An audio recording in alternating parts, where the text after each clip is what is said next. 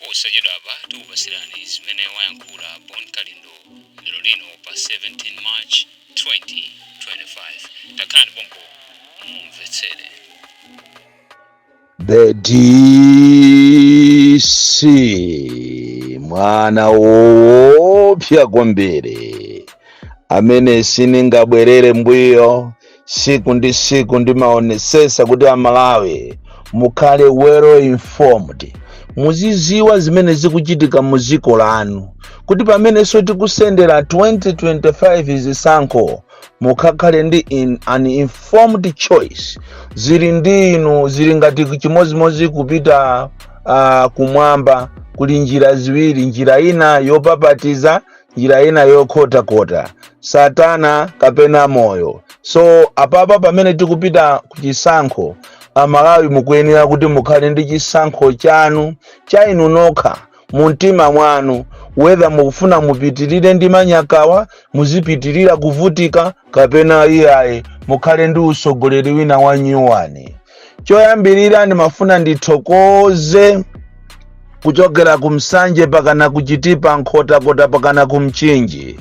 Zulo nditatulusa audio yokhuzana ndi Prophet Shepherd Bushiri, Amalawi ambiri ayimba mafoni, atumiza mameseji opanga sapoti kuzunzika kumene akuzunzika Shepherd Bushiri muno Malawi. Ndipo ine sindimadziwa kunena kuti anthu amamukonda kwambiri Bushiri the way it was yesterday. Sindimadziwa kunena kuti Amalawi amakonda anthu awo opemphera, ndipo Amalawi akuti ali wokonzeka kupita pa nsewu kupanga ma demonstrations, kuukira makhoti athu, kuukira boma limene likupanga zopusa kwambiri, kusafuna kuchita protect ma citizens yake. Choncho Amalawi ambiri akufunisisa atapita pa nsewu, ndipo uthenga umene upite kwa amene amayendesa za Bushiriwo kunena kuti Amalawi akufunisisa atapita pa nsewu kukapanga protest the idea yomutumiza munthu amene ali wathu kumutumiza ku South Africa. Tithokoze pa chimenecho chifukwa cha mafoni komanso chifukwa cha mameseji. Tithokoze kwambiri response imene ndalandira nditatulusa nkhani zaku Meki, kunena kuti ameki sakupereka ndalama za anthu amene amakagwira ntchito, ma officials ya Meki komanso maziphunzisi komanso apolisi makamaka kuzomba ndi kumachinga, kumene kutalandiranso mafoni ya anthu kunena kuti uthenga uja utapita apasanonso pano ndalama za fezi imodzi, koma zinazo sadawapase. Ndiye kumafunsa kuti kodi sono integrity ya Malawi Electoral Commission ili pati, chifukwa zikumveka mkatimo kunena kuti akuti tu fezi yoyamba ija pakana lero anthu ambiri sanalandire. Ndiye sitikudziwa kuti kodi mmene mmayamba ntchitoyi simunapange budget, mmati anthu amene atazikugwirira ntchito azikugwirira ni ulere, inu mukulemera. Izi nzofunika kuti muziyang'ane bwinobwino because zikuonesera so integrity yanu ndi mmene mukuchita so handle ma elections amenewa. Kodi ma elections wangati ali ndi zovuta ma gray areas kumbali ya anthu malipidwe awo, kumbali ya zina ndi zina logistically, kodi zisankho zimene zizayenda bwino? Pano pazikumvekanso mbiri zoyipa zambiri kunena kuti kumeneko zinthu zambiri zasokonekera. Kodi tu anthu ambiri tu akumukumbukira tu Chifundo Kachaletu, kuti Chifundo Kachale anali mamuna weni, chifukwa awawa wazikuchita kuonekera kuti from day one alephera kugwira ntchito yawo. And ine sindikutha kuona tili ndi credible elections, tikungoona ngati tizaona zinzake za zisankho, chifukwa ngati zinthu zayamba kuvuta lero sindikudziwa kuti kumeneko kukubwera konde kuzavuta bwanji. So mukuyenera kuti mupange nyumba yanu should be in order, muonesese kuti anthu asamachite kuvutikira ndalama zokuti ndi zawo, munachita kuaputa anthu nokha kuti mufuna mpangise zisankho. Lero anthu mukuakhazika mwina kuwakhazika pakana kuchokera phase 1 phase 2 supplementary izi za transfers anthu sakulandira ndalama zawo tikapanga kafukufuku ziko lonse lino anthu sanalandire ndalama zawo ameki kha mufuna mube ndalamazo sili kuziwa koma ni mchitidwe onunkha umene uwu kwambiri. Ndichitaso ripoti kwa Malawi nkhani ina imene ndili nayo ndiyokhuza na mchitidwe wa anthu okuba makamaka amu Adimak and uthenga umene ukuyenera upiteso kwa a Minister of Trade kunena kuti mu Adimak muli ma officials amene akuba chimanga akuba mpunga kumagulisa kwa ma vendors malamo kuti aziyagulisa Malawi pa mitengo yosika akumagulisa mitengo yokwera kwa ma vendors kuti ma vendors yo azikalemera. Imozi mwa Adimak imene ikupanga za chinyengo zimene zikupatula kuti aliko ma Adimak ambiri ndija imachedwa kuti Ngabu. Kwa Ngabu kumene koko kwa Ngabu kuli mkulu wina bwana amene akumatenga zinthu zija kumanama kuti afuna asamuse mpunga kapena afuna asamuse chimanga achipitise kunsanje. Chikhalire nicho mpunga umenewu ndi chimanga chimene chakugulisa kwa anthu a business ozungulira pa Ngabu.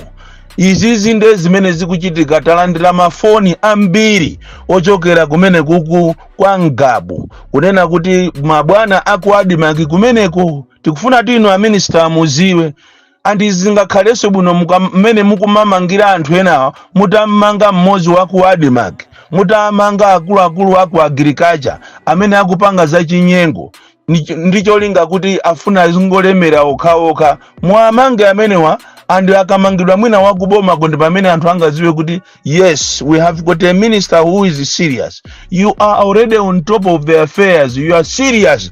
Komano ma officials aku Adimak akupanga za chinyengo kwambiri.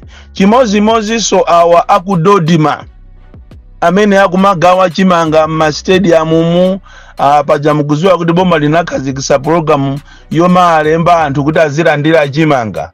Iyi ili njiraso imozi yomafuna kuti aziberapo zisankho chifukwa munthu akapita kumene kuja kumachita redeem card yache akati chonjo amuuze kuti pereka 2000. Madera ambiri anthu ndiosauka ndiye mukufuna muwathandize ndipo wathandiza poso mukuwauzaso kuti zipereka 2000 yachani.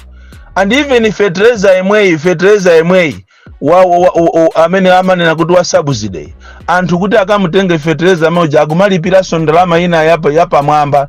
Izizi munayenera muziwe inu a MCP kuti mafilimu anu amene mukupanga inu okuba kachifukwa chokuti kuntunda koma president anu ma minister ndi okuba. Izizi tu sitingaopene mangonena chilungamo chake ndi okuba inunso mukupitiriza zomwezo kumaba mukumabera anthu osauka kumauza kuti ndalama imene 2000 imeneyi ndi ya anthu okweza ndi osisa. Kodi anthu omasa amakweza ndi osisa amalipidwa kongo kuboma? Muona ngati fesitidziwa kodi ndinu amene mwayamba kupereka zinthu m'Malawi muno? Kunali tu maboma ngati a Joyce Banda, apita Muthalika, amalemu Bingu komanso Abakiri Muluzi apereka tu zinthu zachetu zaphwamwamwa osakhala iziso iyayi apereka zinthu koma palibe amene ananenedwapo kuti pitani mukatenge izi ndiye kuti mutenge perekani 2000 iyayi chimanga chijacho kapena fertilizer uja kukuperekaso ati 30,000 ina yapadera. Ndi ziko lomvesa chisoni kwambiri ziko la Malawi. Ndi chifukwa chake zulo lija timanena kuti Amalawi timapwetekana tokha Amalawi sitimakondana. Nkuthekaso programu imeneyo si kuziwika kubomako koma ndithu anthu amene akumapita ku Kamuzu Stadium, ku Bingu Stadium, ku Zuzu ngatiso tumwina ku Zuzu kokugawidwa pajatu anthu akumpoto lusamaganiziridwatu. Anthu akumpoto ndi awa amatengedwa ngati agalu ena ndi awa abushiri akuzunzidwa awa mwina khandi akutengedwa chifukwa chokuti ndi akumpoto koma akanakhala wawo ndi atampangira njira zokuti amutetezere. Boma lokuba kwambiri, boma lomvesa chisoni. Chimene mukuziwa inu ndikupanga ma passport kuwapangira anthu akunja zigawenga zimene zinabwera Malawi muno muzina lokuti lifuna lithandize Cyclone Freddy. Amalawi ziwani kunena kuti ma passport athu akuno ku Malawi sali wotetezedwa chifukwa cha mtima okuba. tikunena pano pa maiko ngati America, Britain atika pa red flag kunena kuti ngati sitikonza bwinobwino passport yathu ndiye kuti palibe tu anthu kuyenda kupita kunja maiko ngati ku America, Britain, Germany, France tilesedwa tingoti choncho chifukwa chonena kuti passport yathu ndi passport yomvesa chisoni. Chitupa cha passport is an important document imene imayenera ikhale ndi ma security features oti ukafika pa airport paja akangoyichita swipe izionesa kuti amene ndi Boni Kalindo DC akuchokera kwanjeza kumulanje anabadwa siku lakuti ndipo president wa ziko zinachi ndi wakuti koma yathu kuyitenga kuyisiya kuyichita swipe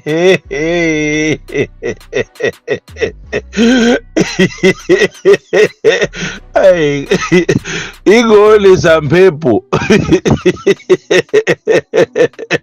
oditi chakwera tu akutionesa zinthu zimene paziko la Malawi sitinazionepo tu nende awagundika kumatenga mapassport kumapereka kwa anthu akunja. Chikalieni chefe Malawi tinati tikakhale ziko laini sitingatenge passport ya kumeneko koma kunoko mukupereka mapassport kwa ma Nigerians. Ndizomvesa chisoni kwambiri kuti ziko lathu up to now daily kukumatuluka nkhani zokuba, daily kumatuluka nkhani zosakhala bwino. So ndafuna ndikuuzeni Malawi kuti mudziwe kunena kuti tikuzuza nabe muno Malawi anthu osauka amene akupita kumakalandira chimangawo ngakhale so ili plan yoma chitulapo ati kumachita zanzika zawo kuti azibera zisankho akumapangidwa forced kuti azipereka 2000 yapadera komanso ikakhala kuti nkhani ya fertilizer kumapereka so ena 30,000 yapadera kuti atenge fertilizer acho opanda ntchito wa Ministry of Agriculture minister olephera akumusunga chifukwa radical ni mwana wa anzawo wa mabange alimozi za ubusa.